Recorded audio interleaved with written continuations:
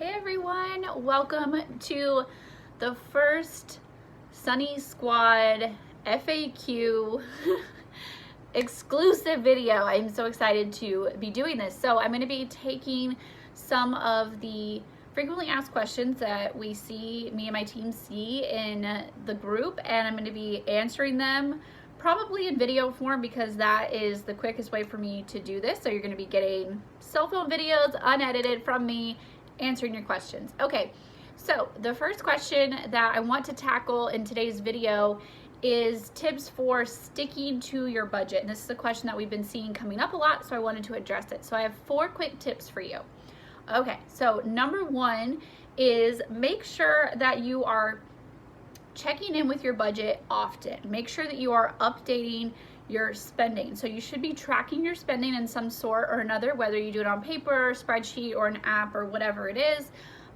Make sure that you are updating that spending frequently. And if you are just at the beginning of your journey, you probably want to do this every single day. That's what I did. I would check in every single morning after breakfast. Like, I would get the kids settled, they would eat their breakfast, everything, and then I would send them off to play. And then in those first few minutes of bliss when they would run off and play, I would update my spending. So that might look different for you. That might look like doing it over your lunch break or doing it before you go to bed or whatever it is. Find a time in your day that you can set aside to update your spending, update the totals for your categories.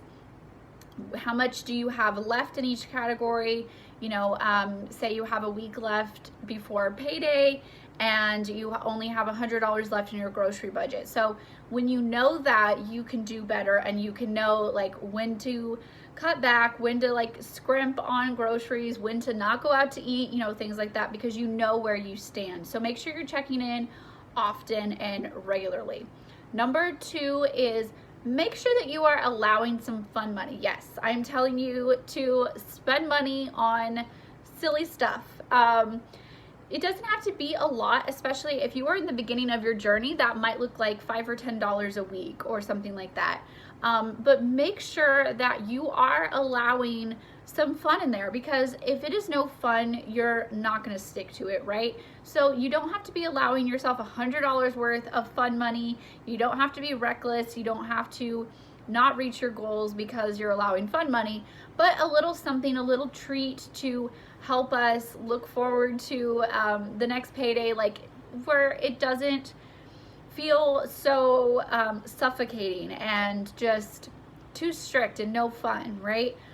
Remember that we are in this for the long haul. So you might set yourself back $5 or $10 a week towards hitting your goal, but if you stick with it for the long term, it is better in the long run to not fall off the wagon, to actually make it to your 10-year goal, than to be debt free like a month sooner and be totally burnt out and completely give up, and you know, a year into your journey you're not even doing this anymore. Does that make sense?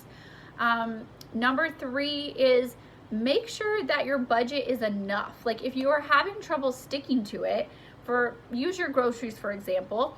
If you have a family of 5 and you set your grocery budget at like $200 a month, and you're having trouble sticking to that because it's a really low number, be honest with yourself. Like, obviously don't be reckless. Don't put, you know, $1,000, you know, and go like way overboard.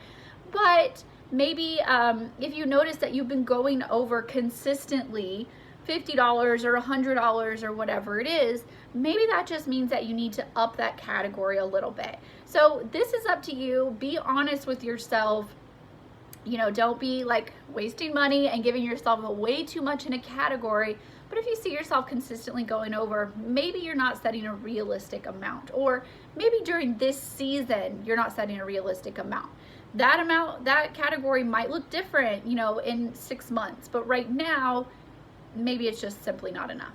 All right, number 4 is your reason good enough for sticking to your budget? Is your why good enough, right? So ultimately we should have, if we don't, we should have a big vision, right? A big long-term goal of why we are on this journey in the first place. So maybe that's buying a house or retiring early or you know, starting your own business or becoming a stay-at-home parent, whatever your dream is, you know your dream. Do you know it well enough? Do you have it nailed down of like why we are doing this, right? So it's never fun to hustle really hard and pay a credit card off just for the sake of seeing a zero balance. We need a good heart reason, right? So maybe your reasoning isn't good enough, right? Maybe you don't have your why nailed down enough.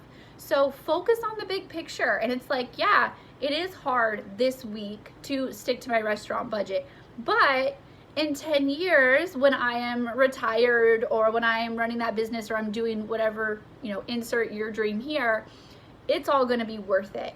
So focusing on that big picture really helps you to pull it back and, okay, in the moment, this is why I'm doing this.